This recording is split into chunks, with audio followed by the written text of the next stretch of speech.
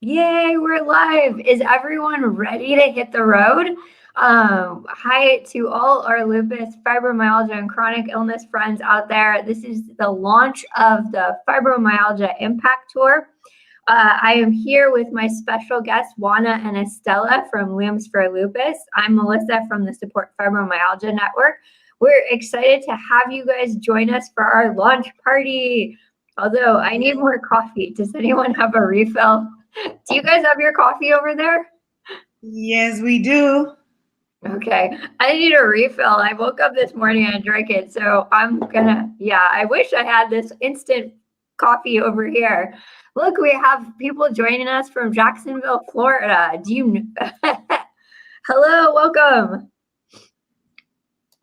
Hello, everyone. Hello. Well, why don't we just do a quick introduction? So Looms for Lupus, why don't you introduce yourself? And then I'll go into a little bit about what the tour is. Then we'll do an interview with Looms for Lupus for about 10 to 15 minutes on their impact in the community. And we'll do a giveaway right after that. And then get into some fun travel sort of tidbits and tips on like what we're going through. And we want people to participate. So please share with us all your experiences traveling. If you have tips traveling with chronic illness, we want to hear from you. So let's get started with a short introduction from Looms for Lupus.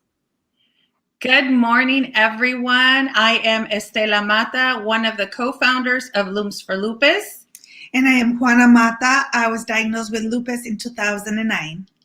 Yes, and together along with one of our other sisters, we started Looms for Lupus back in 2011, a couple years after my sister was diagnosed with lupus. So we're just excited to be here, be part of the tour. And, we had to make a little pit stop this morning, get some fuel, and get ready to go. And our fuel is right here, so we're ready. I definitely need some fuel. I woke up earlier because all this stuff behind me fell off during the middle of the night, scared my dog completely. But we're back at it. And those are the things we're going to talk about too. Like, how can we survive on the road and we travel through this? But I wanted to just briefly mention, we launched the Fibromyalgia Impact Tour. This was launched because of the Healthy Voices Impact Fund. I am grateful to them for helping us kickstart this dream of mine. And their patients, because we were supposed to do this all in person in 2020.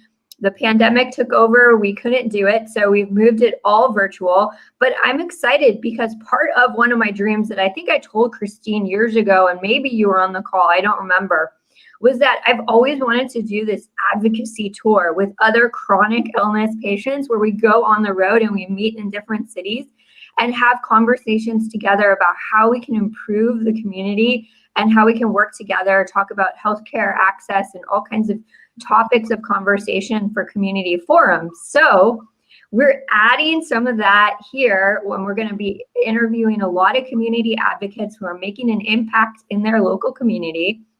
We're going to bring in some health and wellness experts. Part of the tour was supposed to be an introduction to functional medicine. So I'm going to bring in and talk about functional medicine and how you can implement that in your life. And then we were going to bring in, I know I was using travel points a lot too, to help Juana and Estella fly in with me to teach art and art workshops, art therapy, and to just bring in some of these other aspects of health and wellness as well, especially with mental health. So this is what the tour is supposed to be about, but we invite everyone from fibromyalgia, lupus, autoimmune conditions, and other chronic illness conditions all around the world to come in and tune in. We're going to continue. This is a spring leg. So we can make this happen all year long. I'm used to touring on the road and meeting people in person, so it's nice to be virtual. But I'm just glad that we have good friends that can join us today. So let's dig into the impact part. So I definitely wanted to make sure to highlight the great work from Looms for Lupus and really dive into why they got started and what services they provide and how they're making an impact in their community. So let's get started with that. Well, first of all, okay, so I want everyone to really pay attention here. I know that Looms for Lupus, it says knitting of a community of hope. But you also have another, is it a mantra or affirmation that you guys have? Can you share with us what that is? Yeah, so we have a slogan. So one of our sisters is a police officer. So, they come up with these like slogans that will, they can just go back and read and just reinforce and give them the strength to continue to do what they do, right? So she created this for us, and it's a never give in, never give up, never let go, just keep fighting. And that is a great reminder. You see it everywhere. You see the never give up, never give up. And it's like never give up, didn't feel like it was enough. We want to let everyone know that despite of what they're going through, despite of how low or how down they're feeling, there's always an opportunity to rise up. And, looking at that, you just have to keep fighting through the challenges, fighting through the changes, fighting through, illness, fighting through everything else that life brings upon you. So that's our slogan. Never give in, never give up, never let go, just keep fighting. Well, I hope everyone out there was paying attention, because we're going to tie something in later. So if you have to later pause, pay attention to that, because it might just relate to something that's coming up a little bit later in the show. Okay, so we talked about the founding of Looms for Lupus. Did you start with a support group and then move into a nonprofit? How did this all like sort of start? So you can start.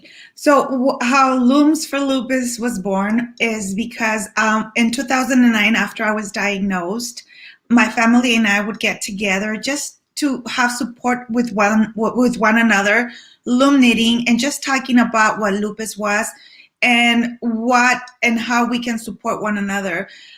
We started searching for information about lupus, and it was very, very difficult to find information in Spanish. My mother only speaks Spanish.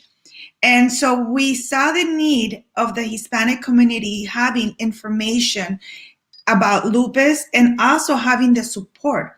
As a Hispanic community, sometimes we don't talk about our illnesses because we're scared. So we saw the need of having or creating a support group that will support not only those living with lupus, but also their family members, loved ones, and caregivers.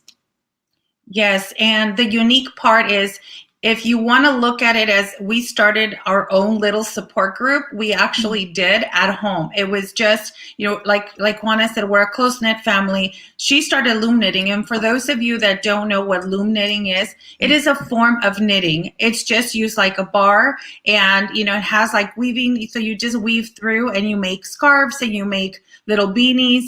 So it was a way for Juana to feel a little bit better and not focus on the chemotherapy she was going through back in the day. So it helped her. And that's where the name Looms for Lupus was. Looms for the loom knitting, and lupus for lupus. Mm-hmm. However, we have now expanded to, there's so many other overlapping conditions that come along with lupus.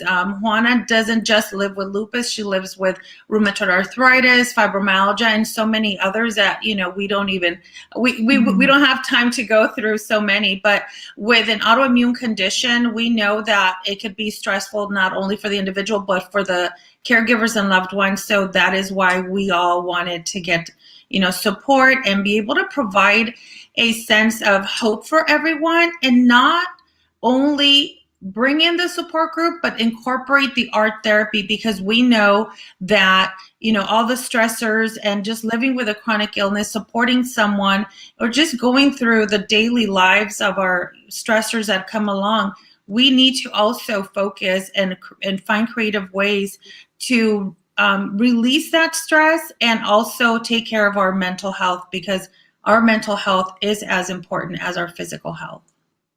That's fantastic. So you noticed there was a need, not only with support groups, but different content in Spanish, and you started and filled that need, and then incorporated the art therapy into the support groups. Now, did you just have the support group early on and then move into more of an organization, or did you start with the organization first? No, we first started with a support group. So what we did is we kind of sat down and we work alongside this amazing community center called the Kaiser Permanente Educational Outreach Program Center. And my mom and my sister had attended a mother-daughter program there where it would focus on, back in the 80s, there was a huge teenage pregnancy issue going on. So it was a way to have mothers and daughters connect together and also encourage them to go to college or university. So we would volunteer there, my mom and my sister. So what we started doing is they lend us a space, a room there for us to be able to hold the support groups for other community members. So that's how we started with a support group. We didn't know much about how to create a nonprofit organization. We knew that we were doing something that we wanted to do, which was help the community.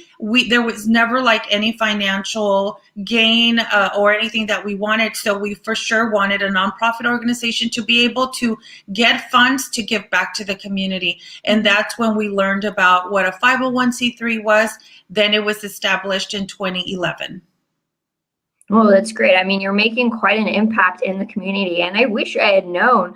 I mean, we connected maybe a few years ago, but you're established in Baldwin Park, which is interesting with the support group and hitting that market. Because I always thought with support groups, I'd either have to go far into LA, like Santa Monica, which where I'm at in San Gabriel Valley is way too far and way too much traffic to deal with, or Orange County. So it was nice to find that there was something in our area that was giving to our community. So how did you pick this particular area? So we were born in Mexico. So hola a todos los mexicanos. Had to give a shout out in Spanish. So we were born in Mexico and raised here in Baldwin Park. So I have been living here. So you can do the math. I came when I was 5 years old. So we've been here for 41 or 42, almost 42 years. So we have lived here in Baldwin Park. My sister lives nearby. She lives a couple cities down, but we have been, we've raised our children here. We've been living here. So this is where we wanted to start, not only because the majority here is Hispanic community. So there's more Hispanics around here and around the area. And we partnered with another organization that also has support groups all over the area, which is Lupus LA. And we wanted to be able to also provide support to those Spanish speakers that were far away. So we have people coming from Glendale, from the Inland Empire, from San Fernando Valley that would come here to our support group. And we were able to do that because Lupus LA we partnered with them and they would put us on their website because they have a lot of support groups in the LA area. Are there any other bilingual groups? No, there are not any other bilingual groups. And that was the beauty of it, is they had one Spanish support group that was created. I don't remember if it was created after we had ours, but it was only in LA, in the LA area. And like you said, there needs to be not every support group is for everyone. So you must always have options, right? So what happened was they had their Spanish support group. We had bilingual support groups. So as you can see, I speak English and we speak Spanish. So having my mom being there and also having a lot of the parents that were Spanish speakers were be able to come in and also learn and also engage with each other. So the way it goes is our bilingual support groups, if there's only a Spanish speaking person, Juana takes over and she facilitates that. And then for the bilingual, we may use Spanglish here and there, like English and Spanish, but that's the one thing that we offer, is the fact that we have caregivers, loved ones, the services are bilingual, and everyone is able to come and not just focus on lupus and the overlapping conditions and the bad. We focus on everything, on the good, the bad, and then we also not only provide that art therapy, but we also incorporate a lot of other modalities that will help their mental health. Well, and I came and visited your, oh, I'm echoing. Yeah, hold on. Give me 1 second. So let me bring Juana back here. I'm having a technical issue. Come, Well, let me give you a quick shout out too while you do that. So I've been able to go to the support group multiple times with Looms for Lupus, and I did find it very engaging. And I'm kind of cynical when it comes to art and those things, but the art projects that they had us working on were terrific. I mean, I engaged and I had fun, and I wasn't sure what to expect, but you really do a fantastic job of engaging people. And if people don't want to participate in the art projects of the group too, you also have the other aspect of conversations, like you're asking questions. We're all checking in with each other. So I thought there was a great balance of that in the support group. And that's why it's like we want to have these conversations with you, because I want to inspire other people. If you're interested in starting a support group, maybe it is bilingual, that they should reach out to you.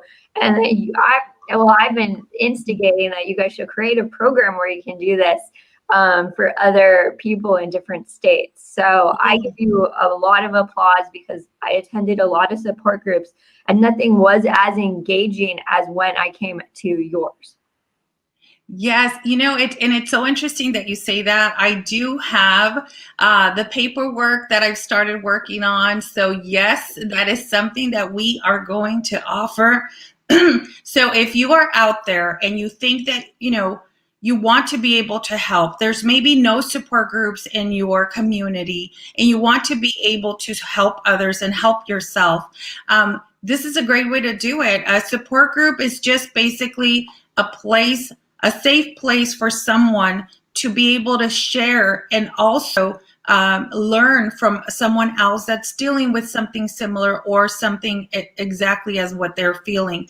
It's a place for you to feel validated, for you to be able to express yourself and hold everything all privately.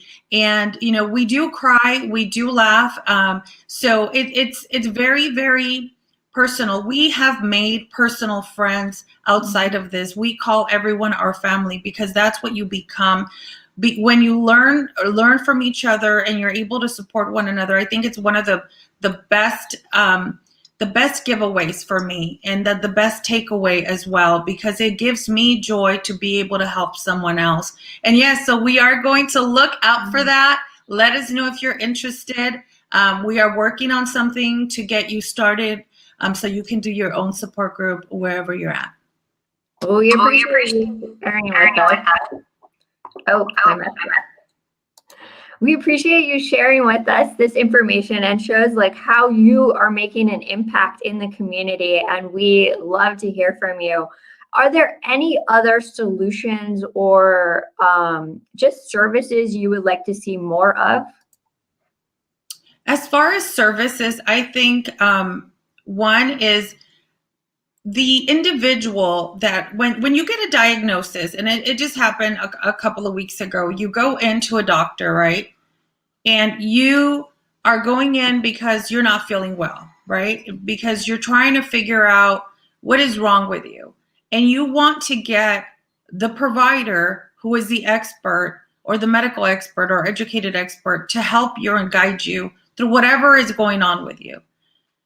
And sometimes, unfortunately, some providers don't know how to deliver the bad news of, you have this, you have lupus, you have fibromyalgia. Or maybe you get, I don't know what you have, and I don't understand why you're going through the pain you're going through, and there's nothing I can do, right?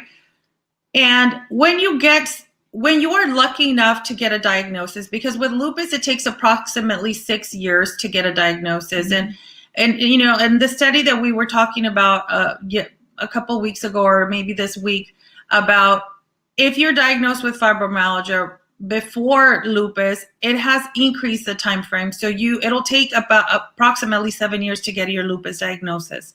So with all of that I said in mind, the provider gives you the diagnosis, you're not feeling well. What happens? You get sent home with a treatment if you're lucky. If there is no treatment, then you get sent home for maybe a referral to this or to that to figure out how they can help you. Very rare, almost like never happens, where you get a referral to a community support group for people that are living with a condition that you may have or that you have, that will be able to help you and guide you through all of your journey after you leave that doctor's office.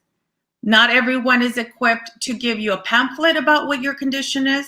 Sometimes you leave without instructions. And I think what is missing is educating our providers, giving them the opportunity to learn and hear from us, the patients, as to what we need. So that's the biggest gap that I see. But as far as the gap when the person or the patient comes out of with a diagnosis, the hopelessness that you feel, the confusion, maybe helplessness, because you may be, you may be going through so much. Who do you go to? Like, who do you talk to? And I think having awareness, which is what we do, we raise awareness. This is what the disease is, and this is how we can help you. This is who you can reach out to. When you come to the support group, or when I'm talking about a support group, I'm going to be giving information about like our support group.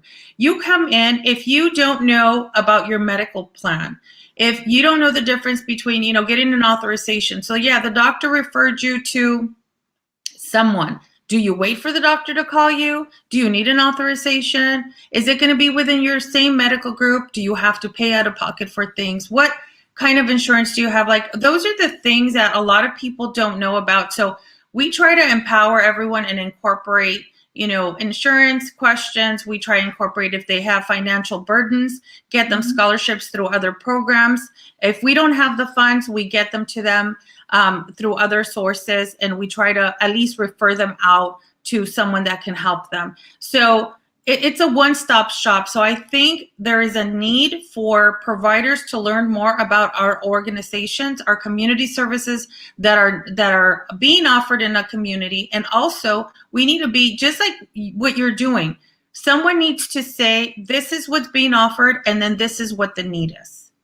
And, there is a program right now, and I can't think of it right now because of my fibro fog, that we are now engaged in, that is here in Los Angeles, that where if a provider or a community center or a mental health facility sees the need of someone that lives with lupus or fibromyalgia, we are now connected, and they're able to send us a referral directly to us. And that's what we need more of.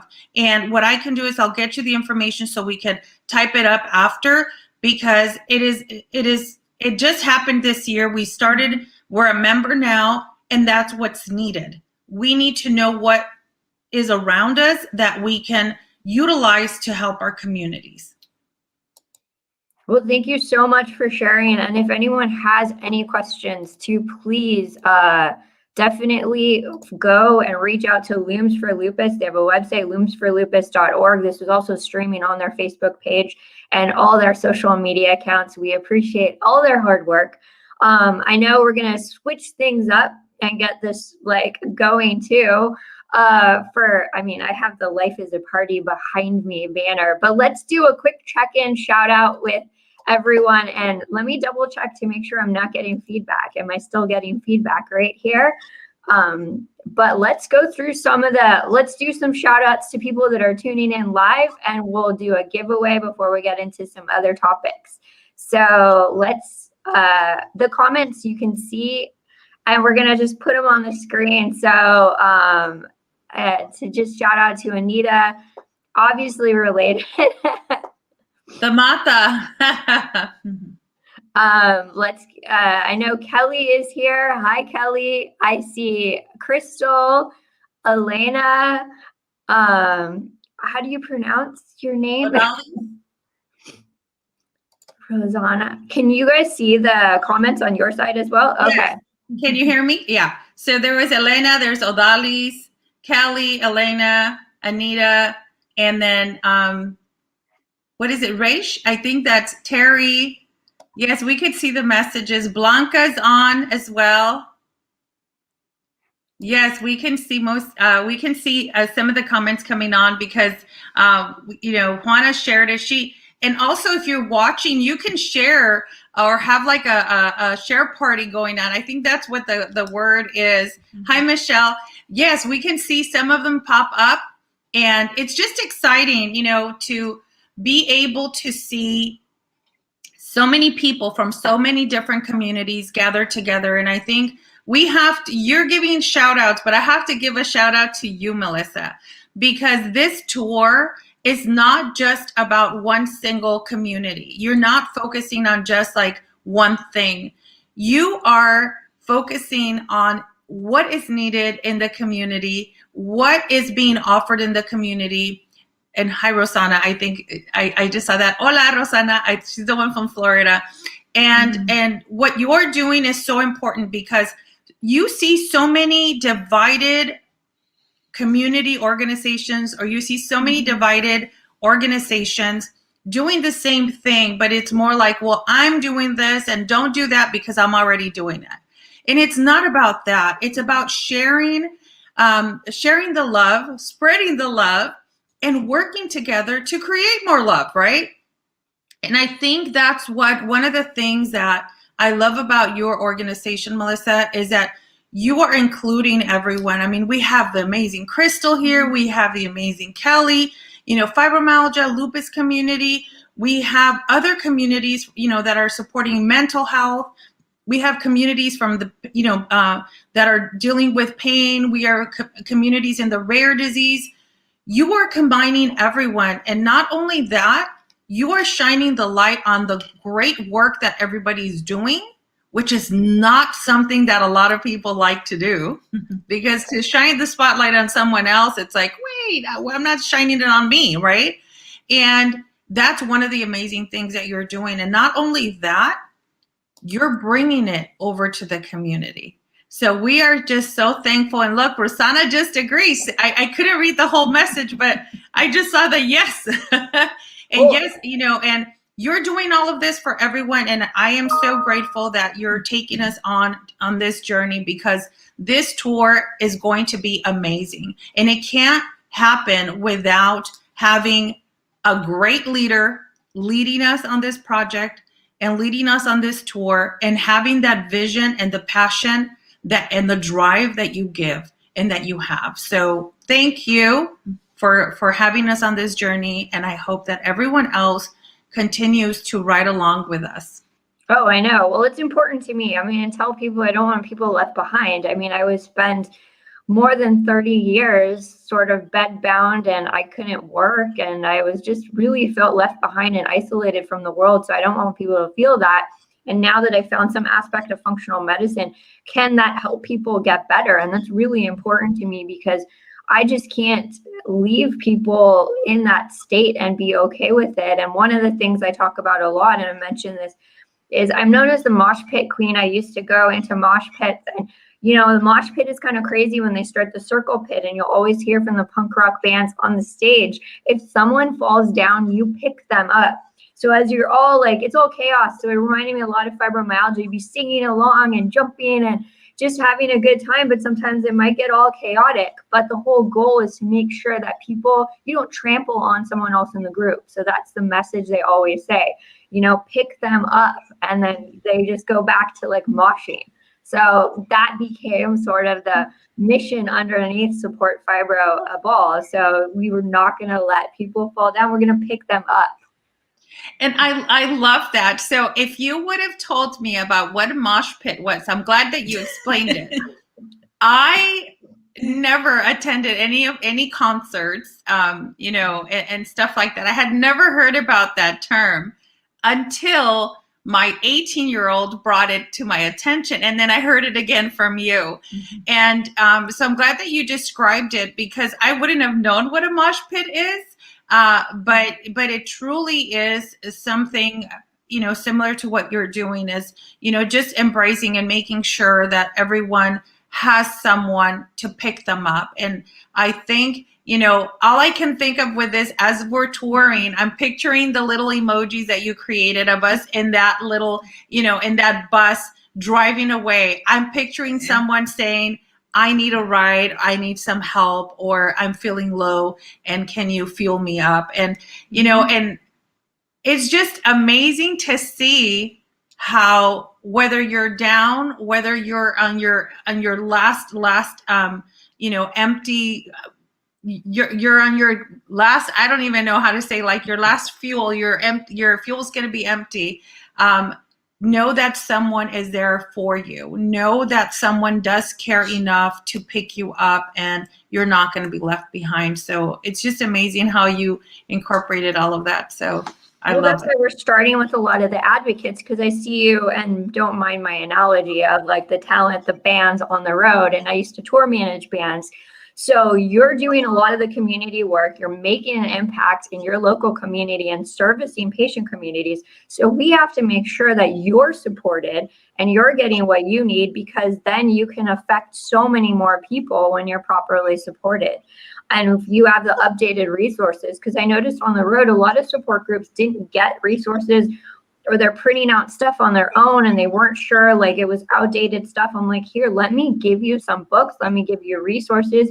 If you want access to speakers, let's connect you, because you're doing everything on the front line for the patient community. And we need to give you that support that you need. So that's what this whole vision is for. And the advocates that are doing that, you know, let's come together and support each other, because it's hard. I mean, we are still manage fibromyalgia, lupus, autoimmune conditions. So we aren't necessarily 100%. Like we're not cured. We're just doing this to give back and have purpose. So sometimes we have days and bad days. So we need that extra community support from our other leaders. Yeah, we just, we do end up with those flat tires, and we need to make sure that we have that backup tire ready there, and that we have help, raising up that heavy automobile that we're riding in. So, really, I love all these analogies and stuff. And really, I can't think of a better way to do this than virtually right now. It's so hard for everyone. There are people that feel very lonely. We have not seen each other in person. And I'm glad that I know you were going to do this in person, and we were going to fly out with you. Mm-hmm. But I think the fact that, things happen for a reason. You have to kind of figure out ways to do this. And the fact that you're able to do this virtually, we're able to ride along with you and connect with so many amazing people. I mean, you're looking at from Florida to Virginia, Portland, Ohio. I mean, these are just like, I'm just calling those out because those are the ones that I thought of right now. But it's just amazing. Well, we're going to have some fun too. So let's get people participating as well. I know that you must do a lot of family road trips. So how do you guys manage? I know the only people that kind of drive with me are Michael and my mom, who sometimes comes with me, but Michael will always be in the back seat working with headphones on, so I can do whatever I want in the front with my music.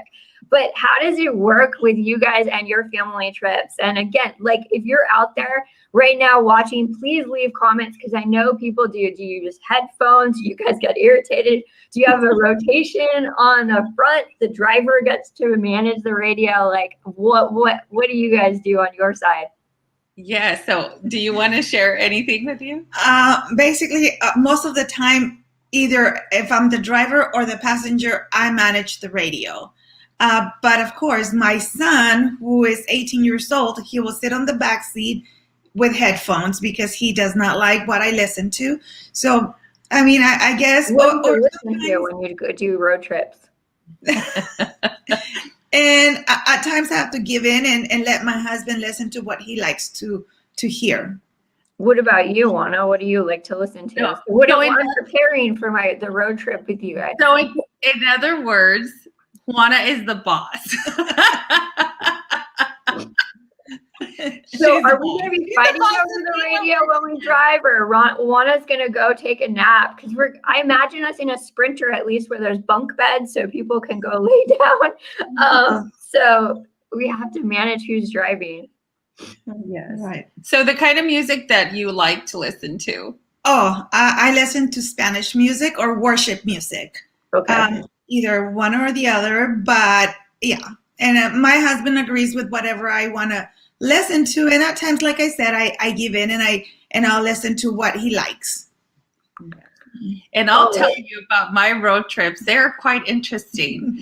I do on occasion make a comment, like if I'm like frustrated, because I'm the one that gets frustrated the most. If my husband doesn't want to change the music, or if I'm like tired and I need to do a pit stop and he's not ready to do a pit stop, I might use the term, I wish I had an eject button.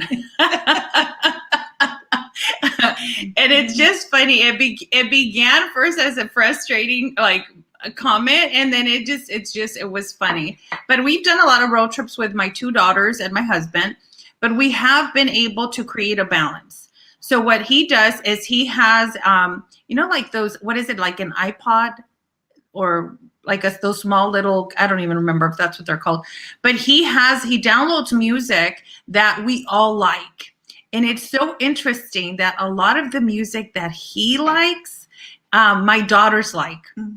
And then I just, I was exposed to a lot of it. I mean, we've been married for over 25 years. So you get to learn about like what his favorite music is and stuff. So we're pretty good. We have our own playbook of music. And a lot of it includes like music like ABBA, pop music. We could be listening to Queen and then go to, listening to like the song Mamma Mia and, and then Chiquita, and, I mean, it's just like a variety of music, and we have learned to be able to love what each other listens to and love what we, our little road trip. So I love it. Well, before I get into Crystal's comment, before I get into Crystal's comment, I'm gonna just I guess I'm gonna be the outlier here for sure, because I'm with my punk rock stuff. So I have like Rise Against, Alkaline Trio, MXPX. I don't even know. You'd be like, what is this? Or sometimes I don't play. The good thing is I don't play it very loud. So you're not going to hear this like, blah, blah, like stuff. But yeah, I mean, like we can get it. Again, it's the mosh pit stuff. So you're talking about that type of music. That's what, I had some other 90s rock because I was really into the 90s type stuff. So you have like Pearl Jam and all those bands that came out then, but it'll be an interesting road trip. Although I'm going to highlight Crystal's comment here because this scares me. Since you don't want to hear me singing, since I probably sound like the flamingo in The Little Mermaid, if anyone knows that reference when they start singing together. Oh my gosh. You have us cracking up over here because so we don't listen to any like punk music or anything like that, but maybe we can find a balance. So we could learn some of the lyrics. If you give us the lyrics, then we can try and do the road trip karaoke and then learn to, if you know what they're saying, because half the time I don't understand what the punk rock musics are saying, because my daughter listens to it and my husband, and I'm like, what is it screaming about? But I guess if I know what the lyric is or what they're talking about or screaming about, then I'll be able to engage better. Crystal, if you're out there listening, what would make a good song for a road trip karaoke? I think maybe with the Lady Gaga or some song like that where we all kind of know that's pop. Although you guys have been quizzing me on some pop names and I've been like, I have no idea who that is. I got stuck in the 90s. So 90s music of all of that stuff. So that's where some of the bands, like Green Day, you guys familiar with Green Day or any of that? Like me, so I don't know. No doubt. Any of the stuff that was on like K-Rock during the 90s when I was in high school. I was in LA at the same time I did that. So here's an interesting part about our lives that a lot of people may not even know. So remember I told you we were born in Mexico, so we came at the age of 5. All we heard at home was Spanish music. So we were raised with Spanish music. So even growing up when we were in high school, like I remember some of my best friends used to listen to like U2 and stuff like that. And I didn't know who they were. And I know I'm going to get a lot of people say, how can you not know who U2 is? but we didn't. We were not exposed to a lot of that music. Not only that, I think we were a little like in a bubble. Like we had never, I didn't even know, like our first play that we went to go watch in New York live was just a couple years ago because our friend took us. We have not, like, we were not exposed to a lot of the traditional, like, movies that you would think of. Like, I never watched Back to the Future. Until this day, I have not watched Back to the Future. Right? I told you guys were going to be shocked. Okay, we're going to have the little video, the television in the seats of the car. So we'll play movies for you to keep you.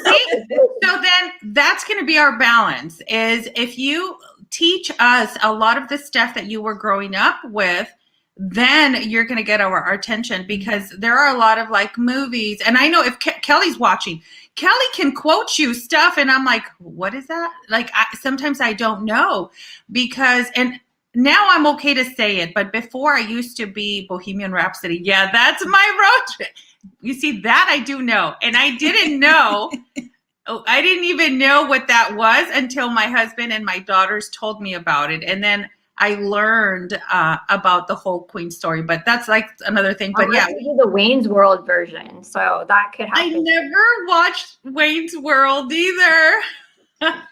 These are things we learn about each other when we're on the road. So if anyone's out there travel with friends, you learn some of these intimate details of people. Either you get really annoyed. I've had friends get really annoyed with other people when they road trip, and then they're like, or you like have so much fun. I mean, I tend to be a little bit relaxed. There are things, but like we would have so much fun introducing you to some of these movies. Yeah. And Estela has a lot more. She was exposed to a lot more than I have. With me, it was just, I mean, there's a lot that I don't know, and people do get surprised because, like Estela said, Kelly, shares quotes. I have no idea that those quotes existed. I mean, there's a lot of things that I haven't been exposed to this day, because, like Estela said, we were in that bubble. Though Estela was exposed a little bit more, and I hear her, and sometimes it's hard for me to even understand why we were just in that little bubble. And and those are the things, and I think this is the best part of it all, is that we're all unique, we're all different, and the fact that we're able to share and embrace and learn from one another, I think it's what makes it fun. And that's why this road trip is going to be fun, because look, you guys just learned some things that we never talked about to people. People didn't know that we were born in Mexico. Not everyone knows that. Not everyone knows that my sister was, we came when you were like 12. 10, 11. And so it's just interesting, the things that you learn from each other. Right. And one of the great things about what we do, because we also, like we said about Lumos for Lupus, that we saw the need, because unfortunately there's still a lot of people that are living what we lived back then. So it's important for us to just come out and talk and share, because there's a lot of people that are living at this time and point what we went through 40 years ago.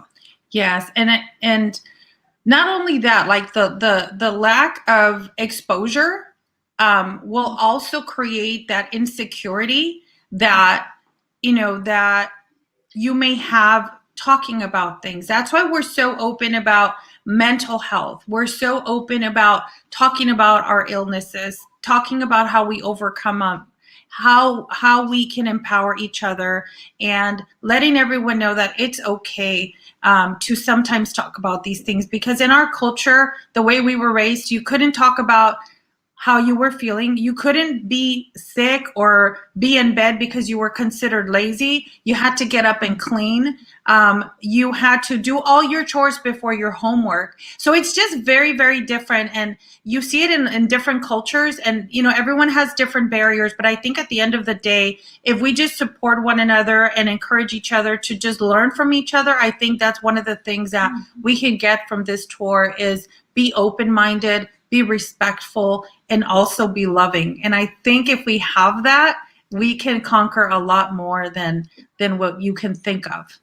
Oh yeah, I mean, I love sharing with people quite a bit because I mean, I'm nerdy and I don't mind introducing people to things. I used to bring some of my friends to the concerts with me.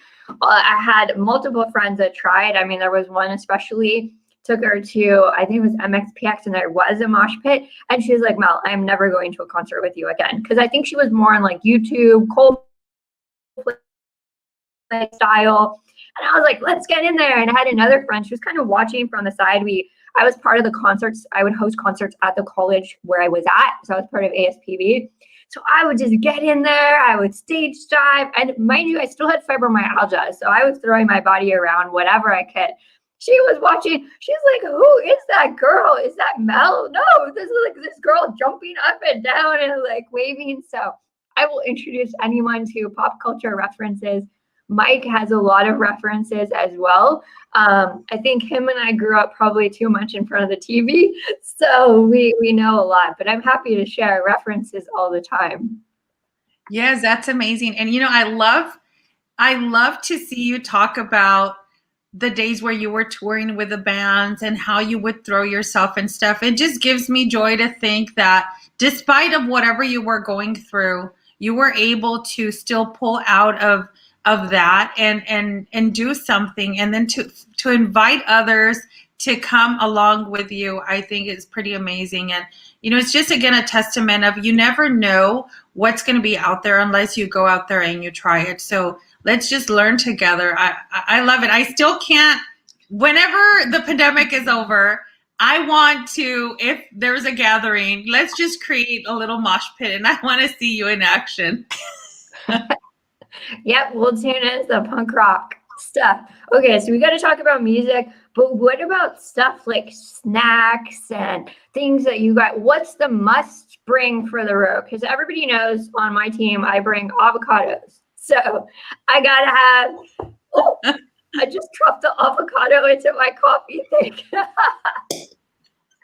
So I love avocados. It's become my go-to snack now. It's covered in coffee, but you don't even need to cut these things. I know, like you can peel it and eat it like an apple. So sometimes it's a little messy though, but you can have like one-handed and just like like eating away with the snack. So this is the big go-to, but I have other snacks. Like I think for me, I tend to do more of the keto because I have stomach issues when I'm on the road and I don't want to be stopping us all the time for the bathroom. So a lot of my things I use with liquid. So you guys know the coffee that I make. I have the Brain Octane. Everything's travel packets. So this is like travel. I have travel ghee. So these are little ghee packets for my bulletproof coffee. I have the instant coffee with the MCTs, just snack bars. But do you guys tend to stop a lot and like get food and eat, or do you just Do like you see eat while you're this? driving? Do you see this? This is chocolate. This is Kit Kat. And let me tell you, I'll share. Let me tell you, if there is chocolate, we're good. And cornets. She's Okay, a the corn nuts, chocolate. but I'm going to warn you with the chocolate. If we're going through the hot states like Arizona, I mean, they're going to melt. I've had a lot of melted gummy worms together. So. They won't melt because before we get there, we'll make sure they're either packaged safely or we eat them. And if Kelly's still watching, See's Candy, our favorite. But Kit Kat, whatchamacallit is my favorite. I mean, I have like everything. I can name a lot of chocolates. I just love chocolate. We're both chocoholics. So as long as we have chocolate on the road, we're good. As long as we have coffee, we're good. Sunflower seeds, cornuts. Except you don't want to be around us when we're eating corn nuts. It's so funny. We both love corn nuts. And my brother always buys us corn nuts. But if we're all eating corn nuts at the same time, it might be annoying. So why? I mean, is it like there's noise factors or just like... Do you know what corn nuts are, Melissa? Well, I remember them, but like... Okay, do you I see? don't know why it would be like that. Why are we getting annoyed at you eating corn nuts? Oh, they are Turn the radio loud. up a little higher. No, they're loud, like the crunching. It'll be like a lot of crunching going on. And it's so funny, but Odalis was talking. I was just looking at a message. I looked at a message, and Odalis said she listens to Coast 103.5. So, yes, we actually grew up with Coast 103.5 too. Hi, Karen. So we're getting a lot more people to like pop with up. the drive. She drove to see us in Washington, D.C. from her state. So Yes, we need to know what other people do when they're on these road trips. But another thing that you want to have when you're with us is, or maybe not, is gum. So after the corn nuts, we may have to rinse our mouth because, and then if you Gum. give us gum, we pop our gum. Do you pop your gum? Are you a gum popper? No, because I get a lot of TMJ, so I try not to chew a lot of gum because I stress a lot, so I'll be like, heart, all the time. That's us. Okay, so we also get a lot of TMJ. That's why we don't chew a lot of gum. But we are gum poppers, both of us. So one thing that I know that I cannot do with my husband in the car is pop my gum. I can't. He will literally tell me to spit the gum out. Look, Lupus spoons, she pops her gum. Yay, all the gum poppers. I don't even know how to do that. So Look, Terry too, she's a popper. Oh, Odalis is a popper too. you guys have a crew there, so that way we know when we're on the tour bus, we'll stick the gum poppers in the back and we'll separate the rest of like us. And well, I don't even know what that is. I mean, I don't think Mike does that, so I just Oh, you would know. You would know. Okay. It's chewing it and it pops like. How do you explain it, ladies? Come on. Lupus spoons, Odalis, you guys are gum poppers. How would you explain it? It's just, it's a pop. It's like popping a little bubble like in your, like with a gum. I can't even describe it. It's loud. It can get loud. I was, well, when I'm working, I sometimes like to be, chewing my gum. I was asked not to be bringing gum to the office. My coworker asked my supervisor to talk to me and not to be chewing my gum. Yeah. Okay, so that's bad. I mean, then I have to figure out what that is. Whenever we're ready to get together, because I know we can't get together yet, we will show you so you can hear firsthand from the best gum poppers. Okay, so how about sleep? So I know that you guys even shared when you were in DC, you shared the room, and I was so worried about you because you're all splitting beds and stuff like that too. You froze, and then like, I was the book beds. We do share. I think that's the last thing I heard because I think you froze.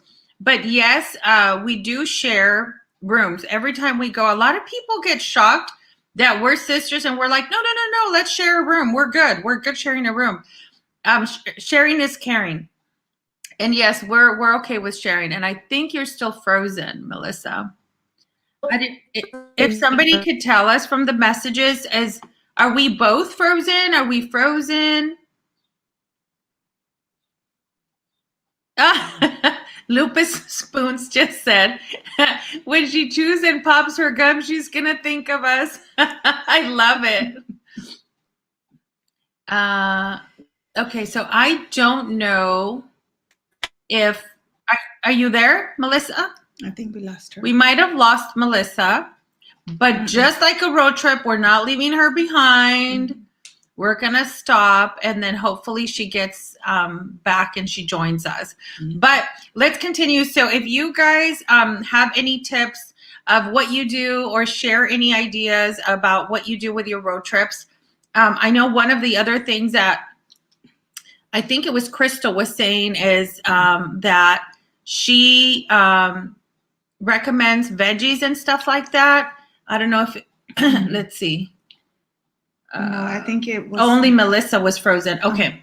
So I was looking at the messages. So hopefully Melissa will hop on again.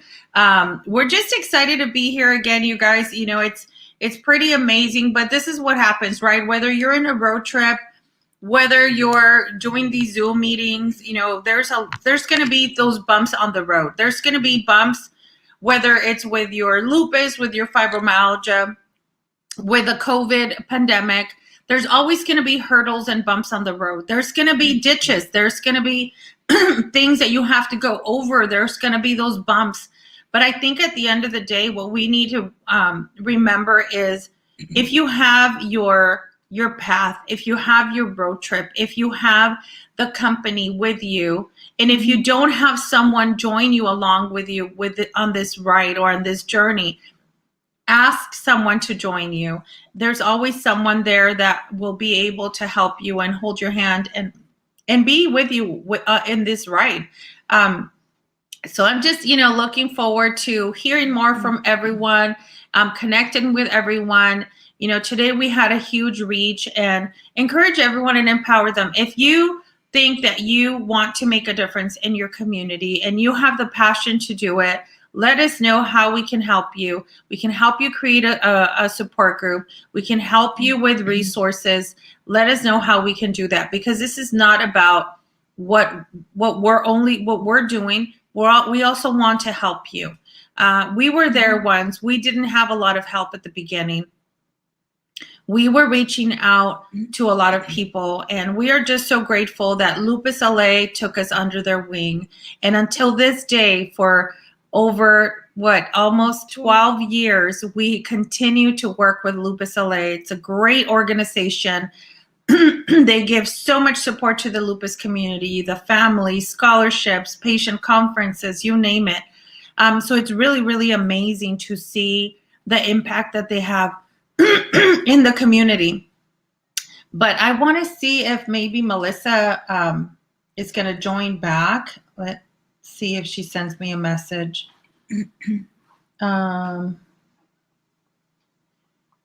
Because that's what we do, right? We have to look out for each other. So I just sent her a message. I'm hoping that she comes on. Again, sorry for losing her. She was the driver. Okay, so I'm just asking her. So hopefully she will get back to us.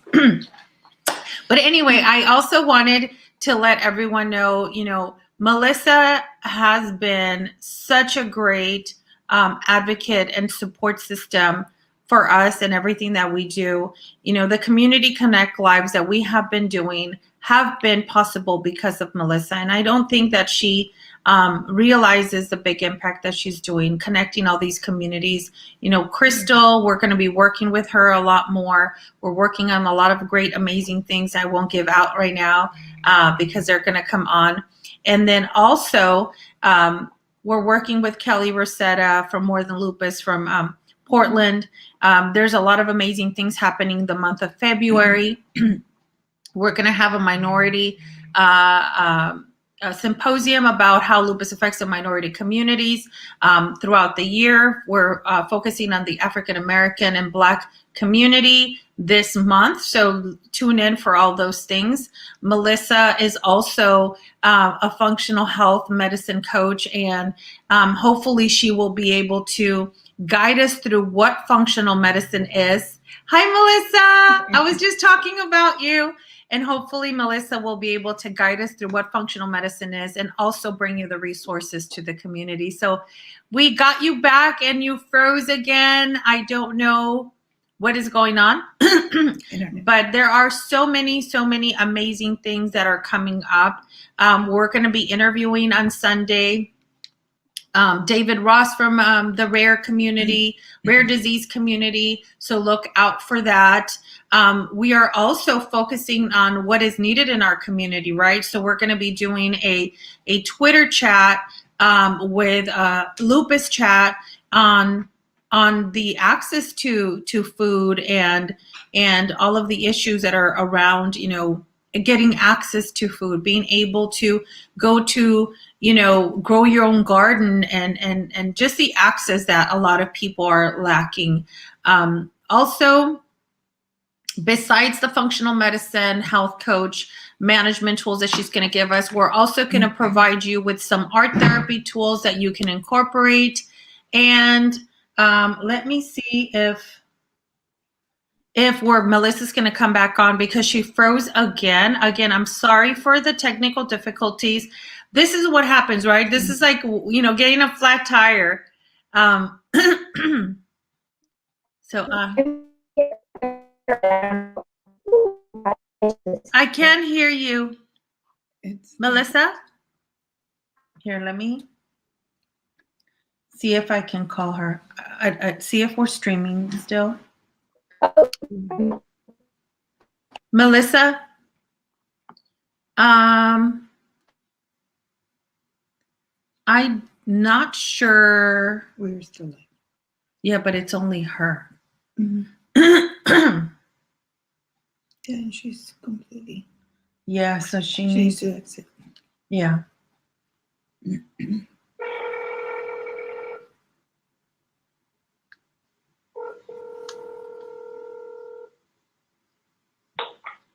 Hello? Hi, Melissa. So you went off again, but we're still streaming live. Hi, everyone. We're sorry for the technical issues.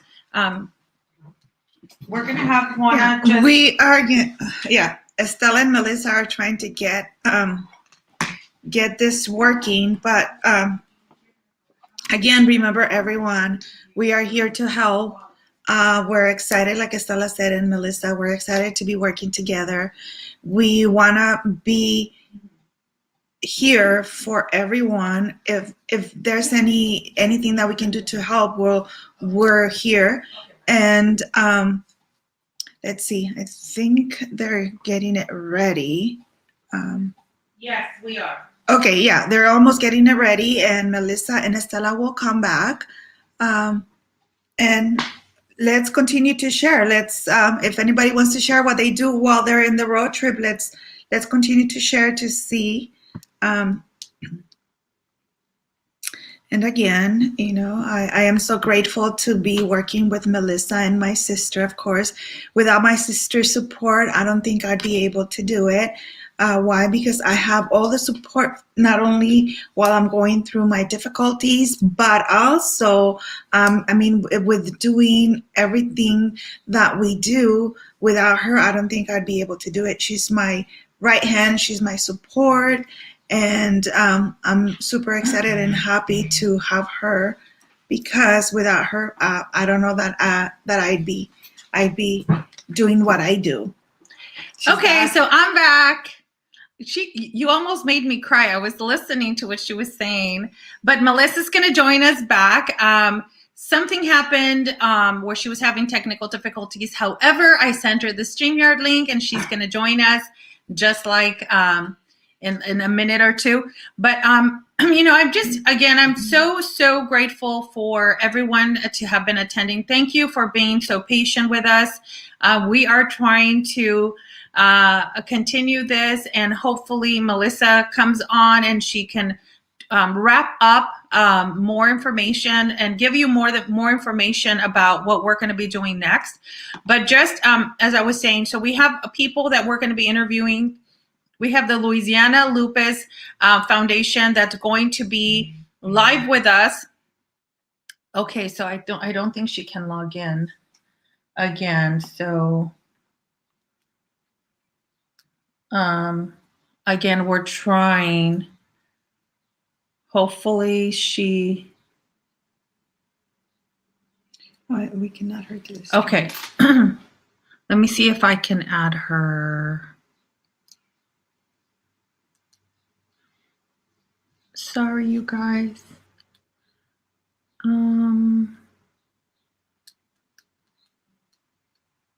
This is what we will do, because I don't have the capabilities to add her. Let me see what I can do.